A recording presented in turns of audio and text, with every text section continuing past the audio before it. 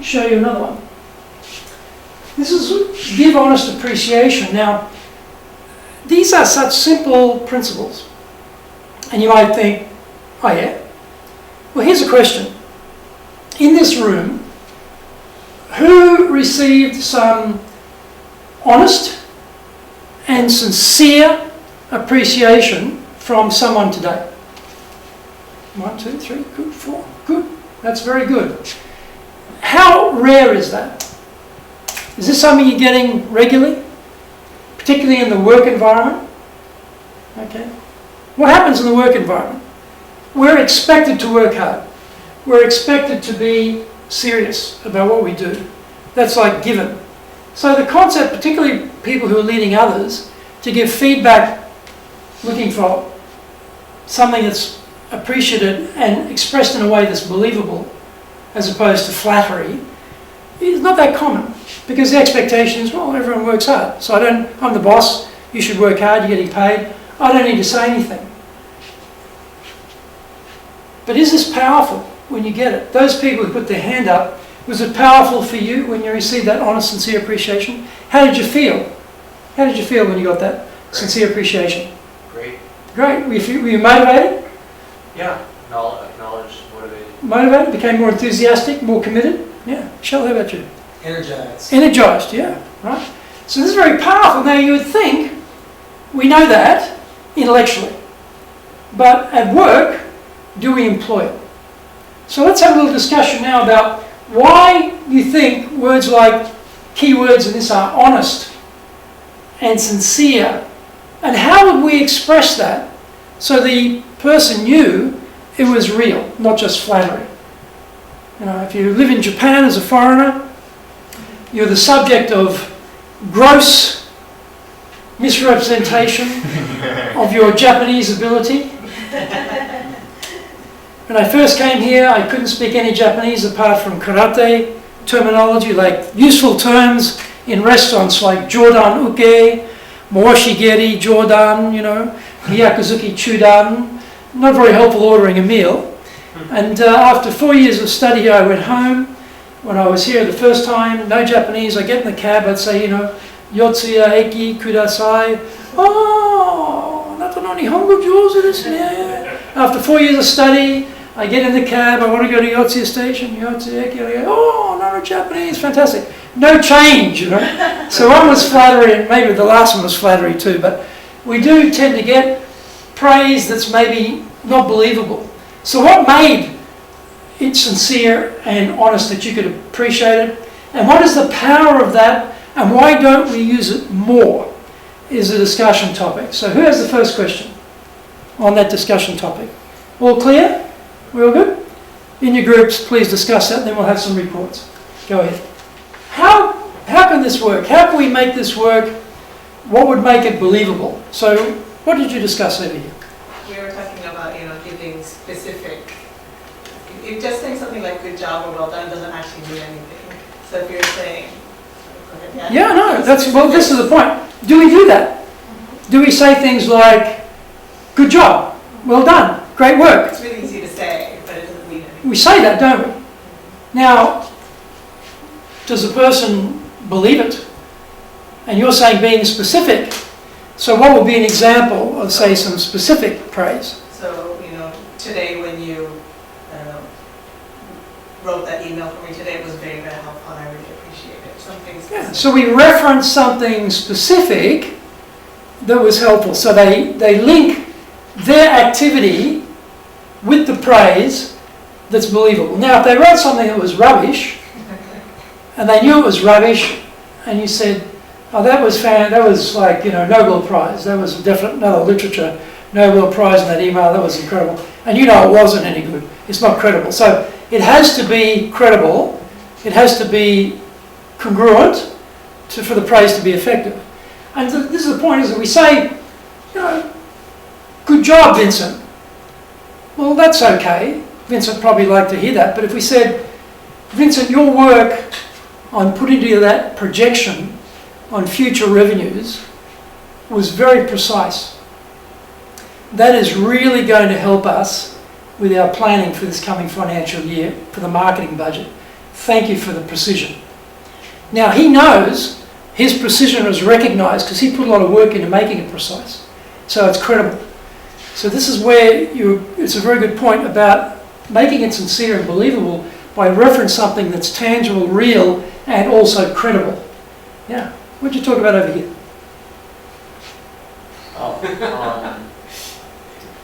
Well, we had discussed that, I think like over-complimenting someone, for example, by trying Over-complimenting. yeah, like, and it comes off almost as sort of like, Unnatural. artificial, and, Yeah. unappreciative actually. It's almost sort of, you're actually, you're pointing out like their lack of, something to appreciate by, saying something that's artificial, and therefore, and I think if you want to motivate someone to like continue to behave in a certain way, well, which is, pleasing, then it's really important for the compliments to be honest and sincere, because even if it's, someone did, an okay job, not like an amazing job, you can at least compliment them on the sincere and honest parts that you appreciate, and then, acknowledge that, which also, going back to point one, it makes it a little bit easier to sort of, if you have to sort of point out something else that they didn't necessarily do as well, that at least you can say, well, you did this really well, but this one needs a little bit more attention or whatever. So it kind of like buffers both. And when we have the timing and the tonality is also important. the timing and the tone, we'll talk about the timing a little bit. When would the timing be good? Yeah, like you said already. I mean, one thing is you have a long-term relationship, and you know the guy or the person very well, and then you have never praised each other, and all of a sudden you say something nice to him, and then you might be very suspicious. Well, could you say it in a way, I mean, it may be the case you've never said much, but maybe you read the book, How to Win Friends and Influence People, or you did the Dale Carnegie course, and now you've got religion about being better with people, and you decide to recognise someone and praise them. Could you do it in a way, though, even though it's very rare and maybe the first ever time it's happened, in a way that was credible for them? Could you do that? Would it be possible? It would be possible. Yeah, so we could find a way of expressing it that even though it's maybe out of character for how we've been in the past, but it's still credible for them. And they would recognise that, well, oh, it was nice. I finally got some recognition from my boss or my colleague. Actually, I like that. And, when you talk about timing, I was wondering about the timing between when you did the actual, because often we save up all a person's good deeds, and then every 6 months we trot it out, or maybe 12 months we trot it out. So the time between when they did it and when they hear about it gets quite long. What happens then? What happens to the power of that? Well, basically it's not as strong, is it? As opposed to you did some piece of work, and then your boss says, or your colleague says immediately, that's very helpful, thank you very much. Christian, that intervention you made in that meeting we just had, you brought out something that none of us had considered. And I think you're going to save the company a lot of time, effort, and money, actually, because we're going to short-circuit this and take it forward. So thank you for that, and please keep doing that because you're a great contributor. So it was in the meeting, it just happened, you did make an intervention, it was something no one had thought about, it was recognised by your boss, it was related to the value to the company, and you're encouraged to keep doing it. All in a very short 2-sentence praise and appreciation. So you see how the power of this can be very, very strong when you talk about timing. Okay? Yeah, here this group. We took the take that it was very difficult. It's difficult. Consistent, honest, sincere appreciation because it required detail. It requires details, right? Knowledge of what people are doing, and the bigger the organization, the more people involved, you don't know what people are doing. So it's hard to not just say great job. And so how many people, so in our situations we have multiple reports. How about, in that case, just trying to recognise things, for a lot of bosses, they're a type of defect finder, they're a type of mistake finder, they're an error detector, so they're scanning. They're scanning the workplace for things that are wrong. They're scanning the work for things that are wrong because they want to capture errors. Are they scanning the workplace for opportunities to recognise people? Probably not, because they're looking for the mistakes. What if they switched it around and they started to look for things that were working? And what if they didn't look for things that were perfect? What if they looked for little increments of improvement? Now, when we ask people to do something new, that's quite a big deal actually. Step out of your comfort zone, take a risk, do something you're not perfect at. And if we wait till the end, it could be quite a long time before that project comes to fruition. And we're asking people to go out of their comfort zone over a long period of time with no support or recognition. So if we don't find a big thing, but we find a small thing, and we recognise it, that might give them a little bit more confidence to try, okay, I'll take on the next risk, or I'll take it to the next stage. So this is a great accelerator for moving people out of their comfort zone to take up more responsibility, take on more accountability, and be more effective, because we like it out of our comfort zone because it's safe there. That's one of the big dilemmas as a training company. Most training doesn't work. Shocking statement from a guy running a training company. But most training doesn't work because they send them off to the training, they get bombarded with detailed information, data, facts, knowledge, and they go back to their workplace and they go straight back to doing what they've always done. Because in that training, unlike Dale Carnegie, they didn't have anything to take them out of their comfort zone and make them comfortable with doing things that are new, to take the knowledge and apply it to take themselves to a high level of performance. And that's a critical thing in business. How do you take people to a high level of performance? So it may be that, yes, we can't find the big things, but we can find small things. Maybe we can become a good finder as opposed to a mistake finder, which is another way of looking at your colleagues. Change your perspective.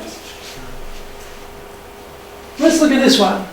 Arouse in the other person an eager want. Now, I'm the president of my company. I'm the owner of my company. Why can't I just say, Tyler, do this. Shell, do this. Aya, do this. You know? Why can't I just tell you what to do? I'm the boss. I have the authority. I have the status. I have the power. I've got a very strong personality. I'm a really go-getter guy. I make things happen and I shake it up. People say it can't be done. I show them it can be done. I break through. I go through walls. In Japan, they told me they couldn't do it. I show them.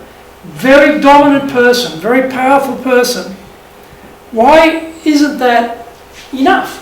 Why would you worry about trying to arouse in someone else an eager want? Why? Just tell them what to do. Now, very interestingly enough, Henry Ford has a quote where he said, the problem with people we hire is they come with brains. I only wanted hands for my assembly line. Interesting, you see. That's the classic boss. Do what you're told. I'll tell you what to do. I'll tell you how to do it. Your job, just do it. So why would something like this help us when we're running companies, when we're working with teams, we're working with colleagues, where we've got kids, you've got kids, right, trying to educate your kids? Why would something like this be helpful? That would have been a question. I have kids and they not always do what you want them to do. So. Perfect segue. So let's discuss how can we use something like this to be more effective with others around us, so we're not relying on fear, we're not relying on strength of will, we're not relying on our position power, we're not relying on the machine. We're actually, as an individual ourselves, having the capacity to get willing cooperation from other people. How could we use this to make that happen? Please discuss. What were you discussing in your group over here? About the motivation has to come from within too. So if it's always like what you were saying, if it's always coming from the external part, it's going to become something you need to do. Whereas if it comes from inside of you, it's going to become something you want to do, and then it becomes more of a passion. Hmm. something that. And what's the commitment level that's coming from within rather than being told from without? It's going to be much higher. If it's Much higher, right? Yeah. So if we want to motivate people, this is a handy idea as opposed to, and I don't know how many people here have worked for bosses who rule by fear. I've certainly worked for plenty of those. And how much does a boss who rules by fear get from you? They get something, but do they get everything? And what about people who've got that inside determination? What's the commitment level? I think the commitment level is much higher, isn't it? Yeah. So Kenneth, how about your group over here? What did you find with this idea? I'm not sure if we have any single consensus that we can really talk about. Talking about like maybe about leadership, you know, that you have to have the right examples, leading by example, Mm-hmm. creating the right environment. It's kind of what we were. What else? Yeah, I think for me, what you were saying about, you know, I can tell my employees what to do, or my direct reports what to do, and they will do it, but it's the lowest form of motivation. Whereas if I can tell them why they're doing it, that they can get excited about it, they can see the end result. You know, Ken's in education, and so there's providing something that, you know, is really life-changing, and I'm in travel, and so you see people come away with these amazing life-changing experiences as well, and that's far more rewarding than maybe the salary that we're offering. You know, that has to be there, but that's only one component. And you mentioned a key word there, Tyler. You mentioned the word why. Now here's an interesting idea. Who's busy? No one's busy here, everyone's busy, look at that. Who gets hundreds of emails a day? We all do. So when you're the boss and you're very busy, what do you tend to do? You tend to short circuit the communication piece. And you know the why, but you don't bother telling that to anybody else. You tell them what they have to do. And maybe if they're not sure what to do, you might tell them how to do it. But we often neglect the why piece. Now, intellectually we know that.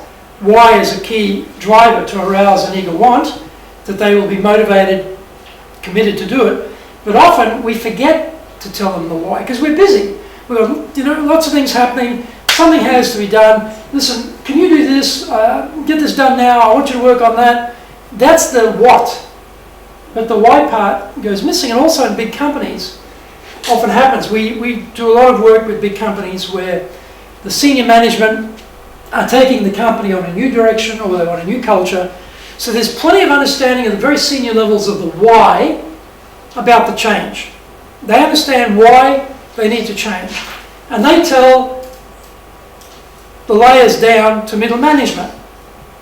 But here's the point. And middle management is like a concrete floor in a big office building. And somehow the why never gets filtered past the middle management down to the troops below. They just get told the what. So it's the top people know why to middle management, and then below there's the why gets lost. So here's a thought. Just check in your own company. Do the people at the bottom have a strong enough why about what you're trying to do in the business? Do they actually know what the why is for the business? Because they may be missing that piece. It's going to be very hard to arouse an eager want in someone, as Tyler said, without some understanding of the why are we doing this. That gives me ownership, that gives me some buy-in to the higher idea, and I'll want to be committed to do that if I agree with it. So what did this group? So is it William? Yeah. So you're William, so you must be Nils? Yeah. Yeah, so let's hear from you, Nils. What did you guys talk about over here? Well, many of the points that we discussed were already mentioned, but one that wasn't mentioned is that if you can bring the message across to the other members in the company and make them inherit that into their lifestyle or in their daily work, if they can identify with it, then they understand the why also. Why they're doing it, and they know how they can contribute to get to the goal. And I think this is one of the key points, one of the key conclusions that we can do. So what, if I hear what you're saying here, you're basically talking about building a culture of understanding the why, reinforcing that with people, and looking to motivate people rather than just relying on position power. Now, Japan is an interesting country. There are many, particularly in Confucian countries, age is respected, seniority is respected, but often there's a gap between the capability of the actual person and the rank or the status. There's a bit of a disconnect there. But they still survive in Confucian societies because they're senior and they're older, even though their capacity may not be what it should be.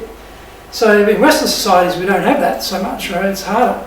So, you know, you really can't rely on command and authority and fear to get the most out of the team and the commitment of the team. So we need to explore ways of don't criticize people, don't condemn them, so you don't destroy the trust. Look for small things you can recognize that are real to encourage them. They feel you're on their side, you're with them.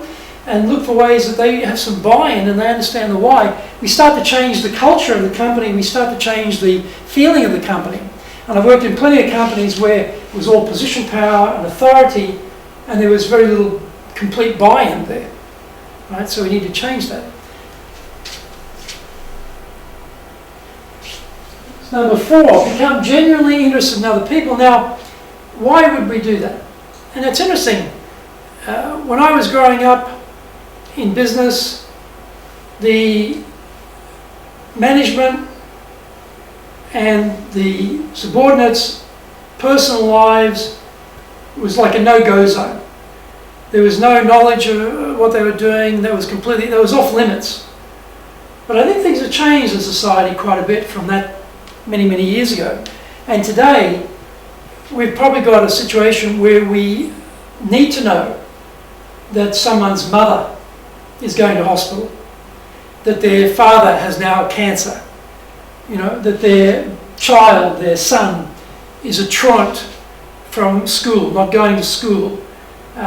We need to know about their health issues in a way that in the past that wasn't thought to be important. You just turn up to work, do your work, don't mix personal and business. And that was certainly the mantra for leaders when I was growing up. Bosses never asked you, how's it going at home? That was off limits. But today, I think that's probably changed a bit. So, you know, what does it also mean in terms of developing trust and communication with people by being, and a key word here obviously is genuinely, right? As opposed to fake interest. Can anyone here spot fake interest when they hear it? Every single one of us. We have got the most incredibly finely calibrated BS monitors in existence in all of us. We can spot it a mile away. So when we hear fake interest, what's the negative of that, right? Like no credibility. So it's got to be genuine. But how does it become genuine? And what is the outcome of having a genuine interest? What does that do to you as a colleague, as a leader, in terms of how you interact with others? How does that change you? Because to become that, well, probably you have to do something. And doing something changes your starting point. And once you change your starting point, what happens after that? What's the chain reaction? What's the consequence of that? What happens to the people around you? What happens in your organization if people start to become genuinely interested in each other? What happens to communication? Where does that go as an organization? What is the culture? What is the teamwork like? What are the ramifications? Let's discuss how this might work for us in our lives, both in personal and business. Here's the first question about what we're going to do. We all good? Yeah. So let's hear some views on this. How could we become more effective with other people by becoming genuinely interested in others? What can we do? So maybe you've joined this group, Kenneth, so why don't you give us some feedback on what do you think we could do? How would this work for us? I think that for rapport building and building up teamwork, we have to get. How would people know it was you were genuinely interested as opposed to fake interest? So the boss, you know, faking interest to suck up to them to motivate them. I read this book, How to Influence People, so I'm going to tactically use these principles and manipulate others to get my big bonus from getting a bigger number at the end of the year. How would they know it wasn't That is a driver.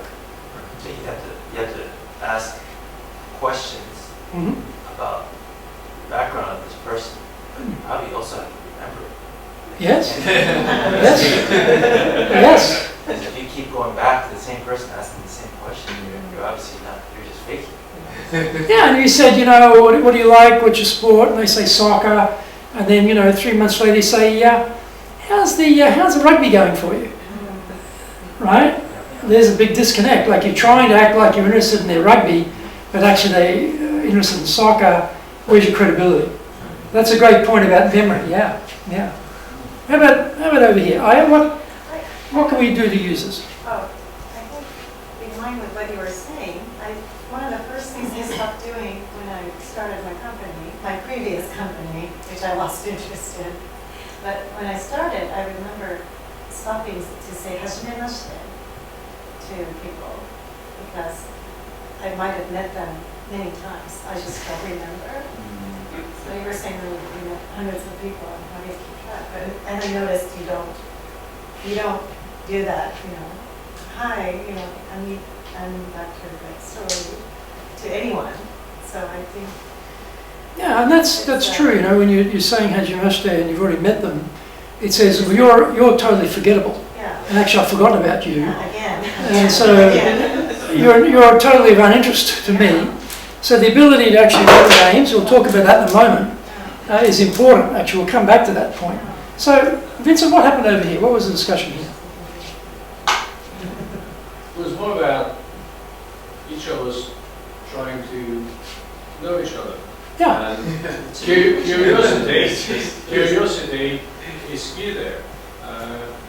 So the way I relate to that and back to the soccer, rugby story is once I know you're keen on rugby and I see in the news something that seems to be important about rugby in Australia, and then when we meet again I talk about that with you, which the other way around, if you tell me about something I care about and you're specific and you remember, then sounds genuine. It is genuine. It is genuine, yeah. So, And have you ever had this experience where you're working with people and you find out they've got these amazing talents or amazing abilities or experiences or interests, and you're working meters from them for years, and then you discover something about them that's really fascinating, and suddenly you feel closer to that person because they feel closer to you because now you've got something in common, or you've appreciated something they're doing, or you've taken a relationship to a little bit of a deeper level because you've become genuinely interested in the other person, and that builds trust. It builds a platform for when people take risk, or when you've got to get that requirement of cooperation, they will go and give you that extra mile because the trust is built there through knowing each other better. So these things sound simple, but as you said, you've got to remember them, you've got to remember the name, you've got to be consistent with it. You said a couple of months later, well, if you've forgotten that, that's not going to work. Next one's very interesting.